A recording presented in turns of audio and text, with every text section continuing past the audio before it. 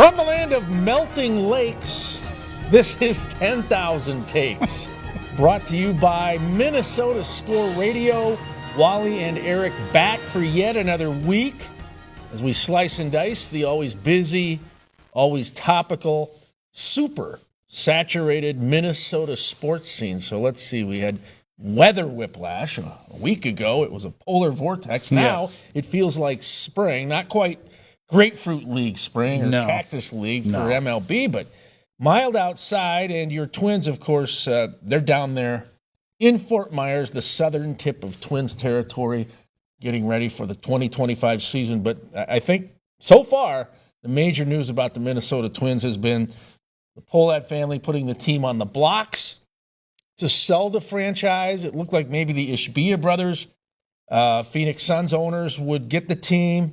And now that's off the table for some inexplicable reason. They have interest in the Chicago White Sox. So I wonder, and I think I told you this on the radio, maybe we don't want them as owners. if they're dumb enough to want to reinvest in the White Sox, the worst team in baseball history, instead of the Minnesota Twins, who have a great stadium, who have had, checkered success, but success over the last 20, 25 years. I mean, what are they thinking? Yeah, I think the main thing is the ballpark. Of course. There are ballpark concerns on the south side of Chicago. At least Jerry Reinsdorf will tell you that, the current owner of the White Sox. But beyond that, they're swimming upstream to try to get a new facility. Heck, exactly. The Bears are too. So this one's built. Target Field's up. It's not going anywhere. And then you also look at attendance. I know the Twins have been down the last couple of years when it comes to putting fans in the stands. I think they were at 23,000 a night last year, but that's still a lot more than the Chicago White Sox. So, yeah, interesting that they would pivot away from the Twins. So what does this mean? Back to square one? Well, and the Twins' attendance goes as the Twins go, as the case is with most teams. But the Twins haven't invested anything the last couple of years, right? I mean, they picked up Carlos Santana last year, who had a good year. But really beyond that, there wasn't much change in the roster. And then this year, there's been no change in the roster. They picked up Ty France, they picked up Harrison Bader, but neither of those are going to move the needle, especially at the ticket office. So where does that leave you? Well, it leaves you with the same club you had last year, which was pretty good for most of the season. They cratered in September. They had one of the worst Septembers in club history. And, it potentially could have cost Rocco Baldelli his job. It didn't. But at the same time, when you bring everybody back, there is something to having some cohesion within your clubhouse. But the big thing, of course, is keeping your star players in the lineup on a daily basis. Byron Buxton and certainly Carlos Correa, and then there's issues. Royce Lewis, Royce Lewis, who hit a home run. If he hit the first home run in spring training, similar to last season in the opener at Kansas City, home run, then a double, and then he goes on the IR for weeks. Yeah, I think with the Minnesota Twins, it's maybe the most important stat is GP, games played. Yeah. So if I threw out the number 120. Remember, they play 162, so it's still not a huge number. 120. Oh, boy. Byron Buxton, over or under? Carlos Correa, over or under? Under. Royce Lewis, over or under? That may tell us what this team's going to do if these guys go south of that number. Yeah. And as far as the ownership situation goes, now that the Ishbias are not in the mix, and this is a group that spends money on the Phoenix Suns. They brought in Kevin Durant. I mean, they pay their players and they cut concession prices. Boy, wouldn't that be dream ownership? Wouldn't that be huge? I mean, I was at the Timberwolves game with you last weekend, and I walked by the concession stand. I looked at a bag of chips was $7, and I'm not talking about a big bag that you get at the supermarket. I'm talking about one of these things. I said, "Holy Toledo!" It is grand larceny. No, and the Twins aren't much different, man. Most teams are that way. Not just in Minnesota, but all across the sports map. And it's ridiculous. Fans are held hostage when they go into these arenas and stadiums, unless you can sneak the food in on your own, which I've done that before. Uh-oh. There are ways to do it. Oh, now they got your number. Yeah, well, come get me. Although the Gophers once took my Subway sandwich. I tried to go to a basketball game or hockey at Mariucci, I believe, and they wouldn't let me take the sandwich in. I go, come on, Gophers. But you got to stick it in your pocket, man. I had to eat it before I entered. I wasn't throwing it away. Oh, no, I know that much. But I want to make one other point on the Yes. Twins and why I don't think people right now are enthused. I think there's a lot of apathy. It's the brand of baseball they play. Oh, that's all true. the guys that go on the IR. Rocco's managing, so much with the laptop and the analytics, and not just Rocco, it's Derek Falvey, the whole organizational mindset. It's not a grind it out type of team, and I just think it's a turnoff. Now, again, they start winning, people will come back. But as you said, they were winning up until September last year. And it did not turn out very well. No, it was a disaster. Yeah, it was. All right. We're hoping for nothing but good things for a young lady who's going to join us next. She is sailing around the planet. Jasmine Harrison's going to join us. Sailing away here on 10K Takes Your Twins ticket.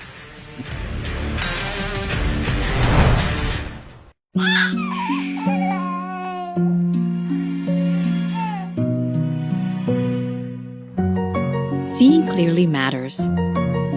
Being seen matters more. Nobody cares for eyes more than Pearl.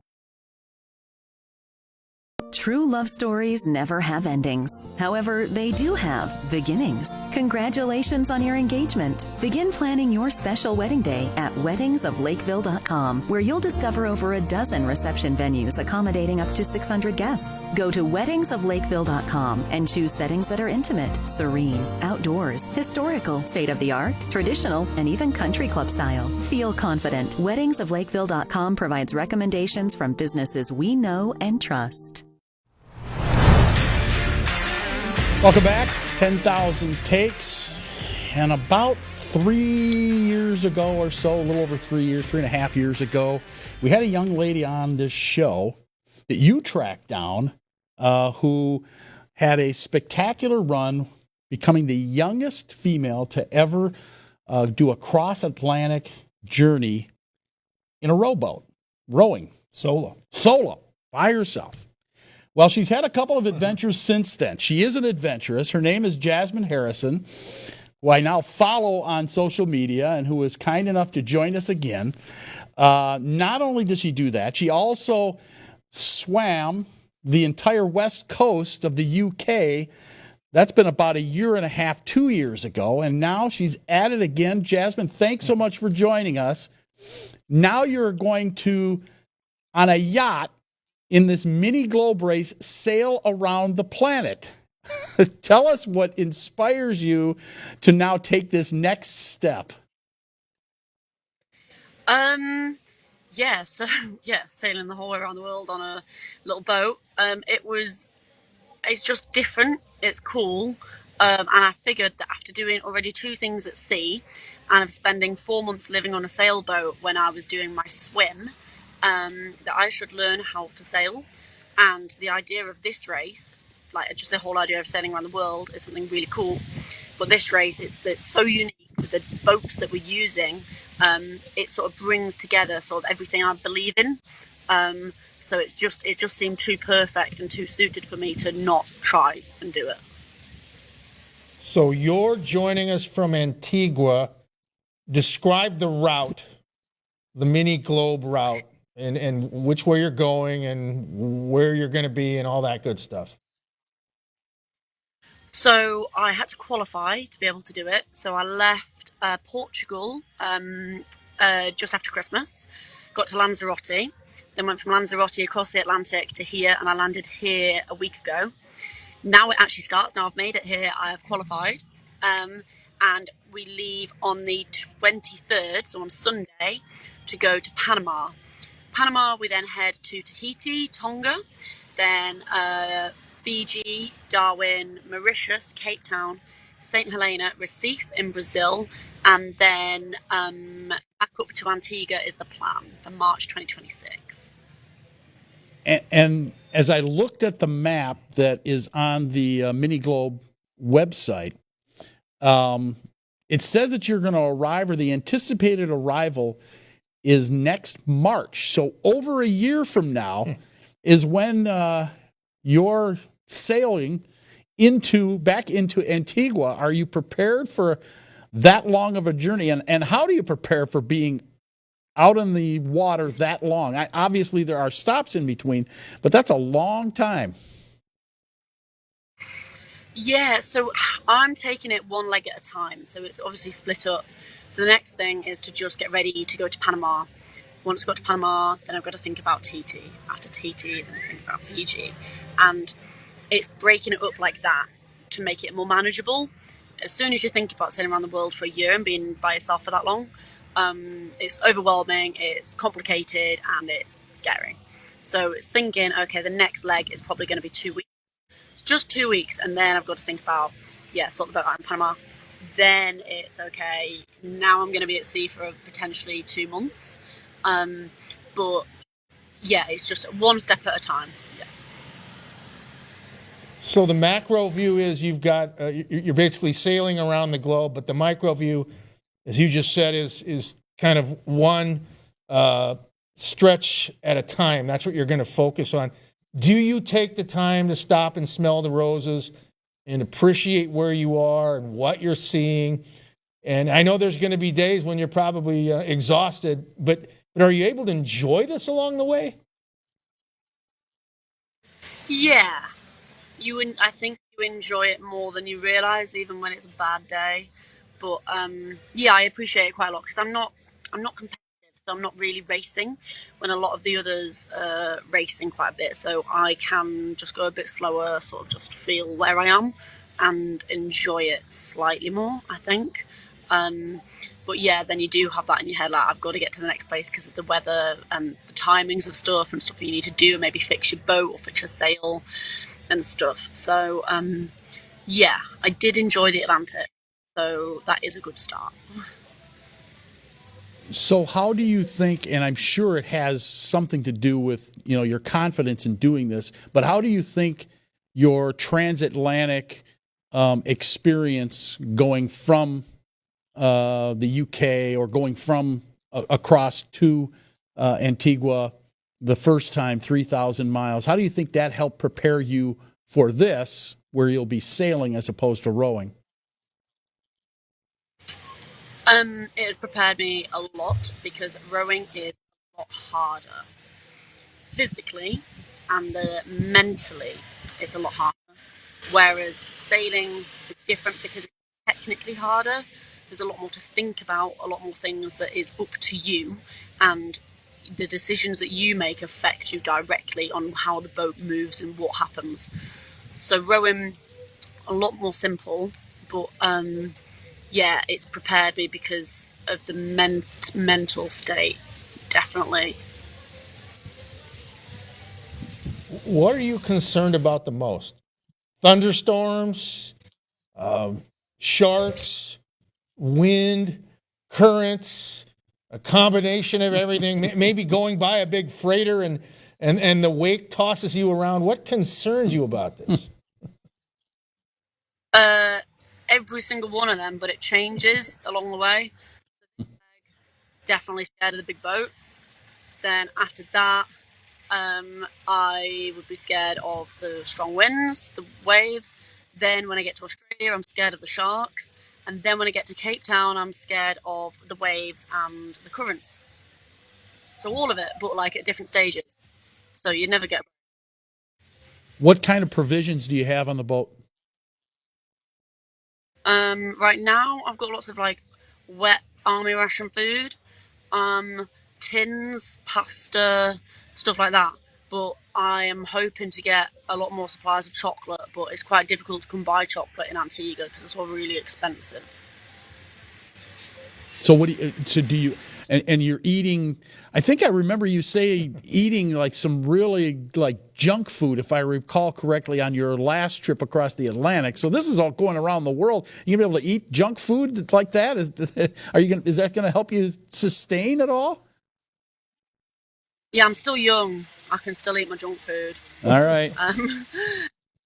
And it's for the mental health side of it. Like, it makes me feel good, even though it might not be good for my body. So, yeah, it's fine. No, I do have like other food as well. It's relatively balanced, like I said.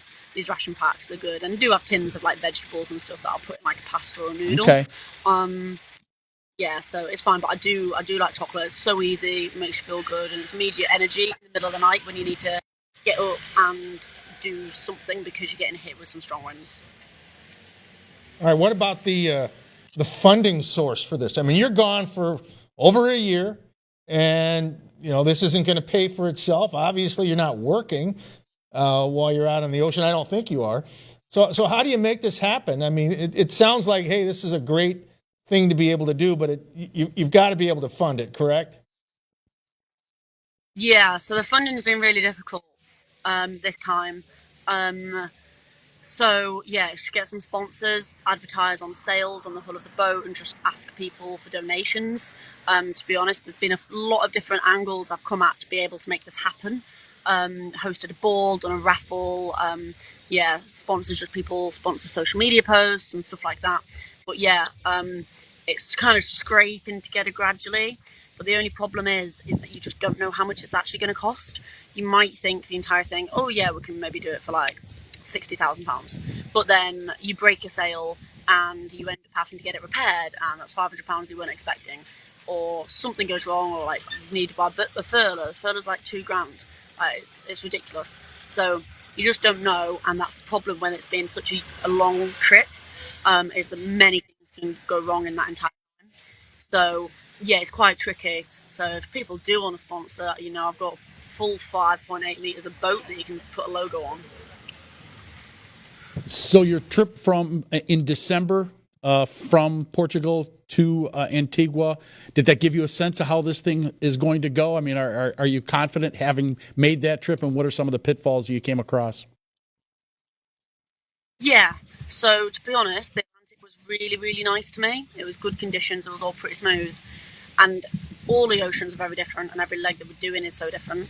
But it did make me feel more confident on my boat, and the fact that I used every sail that I had and have time to kind of adjust to being at sea, and getting the trust with your boat is the main thing. You've got to trust it. So I think with that, I'm ready to carry on. Yeah. Are you more at home on the ocean than you are on the land? No, I don't think so. I mean, I don't suffer at all with being at sea. Like, no seasickness, not bothered about it. Could be out there for a long time.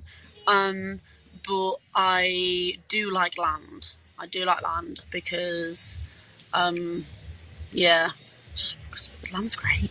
And it's that achievement when you get there, which sort of makes it all better. Yeah. Knowing that you made it, and then on land, like, even if you might not like land that much, like, stepping there, that is like, you did it. Yeah. Well, Awesome. Jasmine, thanks so much for joining us again. It's been a few years. We're happy to have you on again. We wish you the best. Maybe we'll check in with you at one of your stops around the planet. And we wish you nothing but the best. No, thank you for having me back. I appreciate it. Yeah, it'd be really cool to come back on again when I make it halfway around or something. All right. Good luck. Good luck. She's Jasmine Harrison, Adventurist from the UK, and she's going around the world in 14 months. We're back with more here on 10,000 Takes. Stay with us. From the Iron Range down to the Prairie Lands, over to Lakes Country, south to the Twin Cities, and back up the North Shore, the game of basketball has always been more than just a game in Minnesota. Now in its 35th year, the MYS Grade State Basketball Championships have become a cornerstone of Minnesota youth basketball. Representing nearly 180 Minnesota Youth Basketball Alliance member associations, Grade State showcases teams and communities from all corners of the state. It's a tradition that has inspired generations of players, coaches, and communities. 645 girls teams, 1,029 boys teams, and over 15,000 players. From local courts to the national stage, our athletes continue to leave their mark. Together, we honor the past, celebrate the present, and inspire the future. Minnesota made for 35 years. See you on the court. I've been meaning to give you these for many years. I think they're perfect.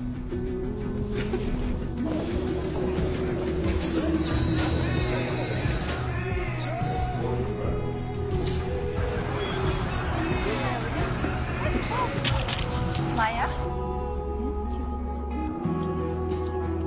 Oh, I love your earrings. Why didn't you try these? It isn't just about vision. It's about care.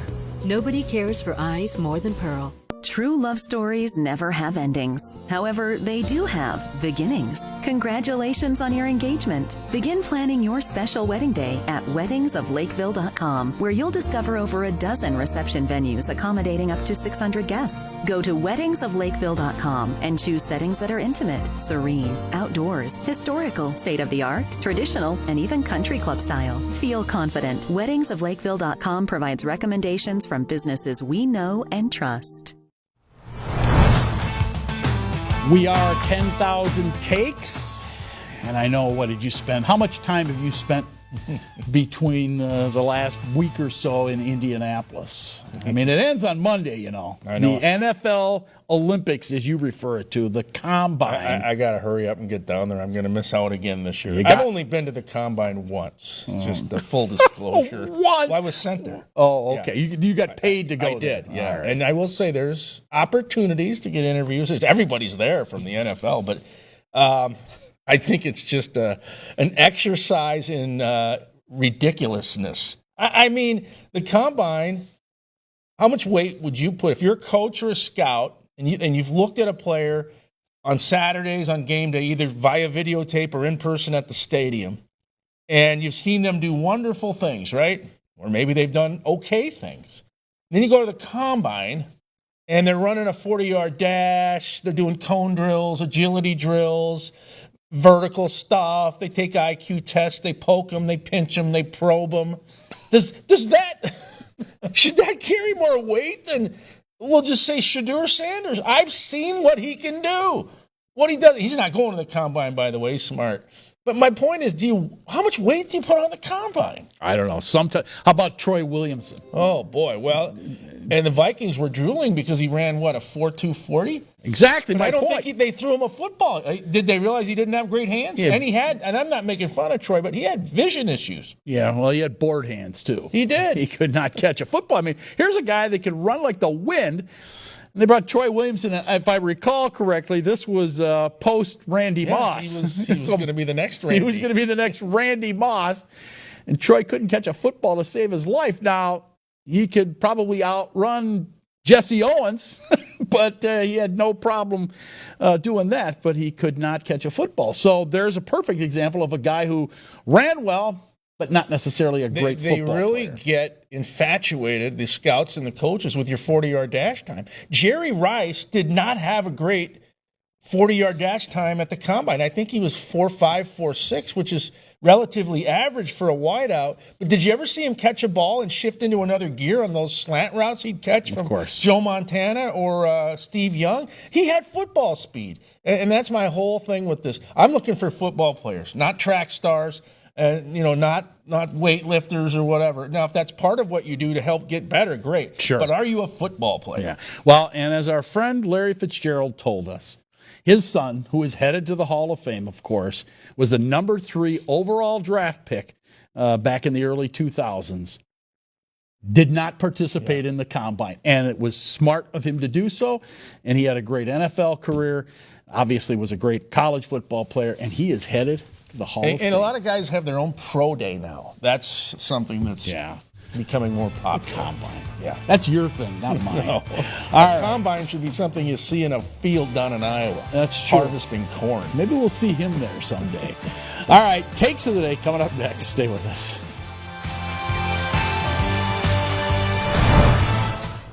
In Lakeville, Minnesota, dozens of meeting venues are ready to host your next corporate event, banquet, and holiday party. Lakeville has unique conference facilities, a variety of hotels, an abundance of team-building options, and dining that are sure to impress. For suggestions that suit your needs, please call the Lakeville Convention and Visitors Bureau at 952-469-2020 or go to visitlakeville.org. Lakeville, we mean business. Wally and Eric from 10,000 Takes here in the land of lakes. And if you want sports of all sorts, check us out. We cover all the bases all the teams in the great state of Minnesota. Vikings, Twins, Wild, Gophers, Timberwolves, Loons, you name it, we do it. Late night Saturday night on Fox 9 Plus and on the Fox local app.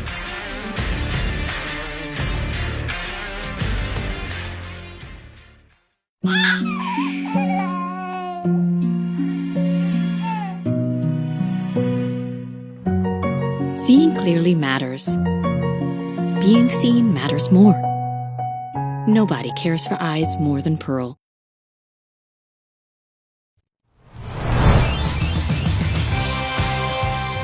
$10K takes on television as we wrap up yet another episode. Big shout out to the viewers up and down the I-35 corridor. That would be the Twin Ports and the Twin Cities. Yes. All right, takes of the day. What kind of mood are you in? Sarcastic Sam, angry American, happy camper? Has this mild weather cheered you up? Oh, a little bit. Well, as you know, the Minnesota Timberwolves with a historic comeback against Oklahoma City the other night. They split their home and home, losing at home, winning in OKC. But they won on the shoulders of going 22 for 22 from the free throw line in the fourth quarter and in overtime. What a change that is. Going to the free throw line and making clutch free throws. Now, the good news is they made all those free throws. My take today, when somebody misses a free throw, oh boy, you got 2 free throws. Why are you going and shaking his hand? This is a disturbing trend that I see at every level of basketball now. I've been watching these MYAS kids from 3rd grade on up, the high schoolers, college, NBA. Guy goes up to the line, gal goes up to the line, misses the first free throw. No matter whether he or she misses or makes it, somebody goes and shakes his or her hand. Why? Stop it. Leave the free throw shooter alone. Stop shaking the guy's hand or the gal's hand when she or he misses a free throw. There's nothing to congratulate them about. Let them concentrate so that they can make the free throw. Thank goodness I didn't have to watch any of that in that fourth quarter or overtime when the Wolves beat OKC. Rewarding failure. That's our society today. Let's see what the mood is. Exactly. There it is. Sarcastic Sam. Yes. Yeah, well, okay. Yeah, it is ridiculous. All right, well, my take of the day, apparently there's a team in the NFL, and they play east of us here in Minnesota, specifically Green Bay.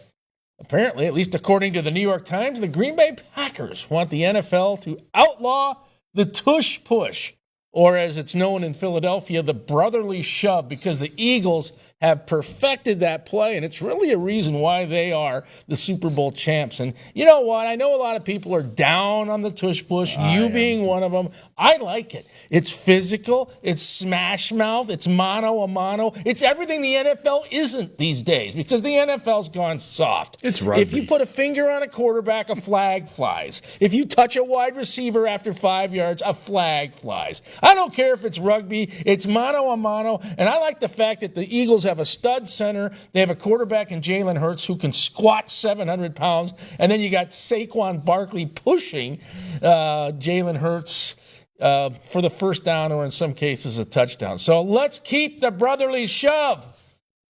Why? That's what I say. I know that's what if you can do it well, do it. The thing is, other teams can't do it as well. Yeah, just cheating. It's in the rules. I know. Take it out. All right, we got to go, so we're going to push our way out of here. Thanks to everyone for watching. We are 10K Takes, your sports ticket.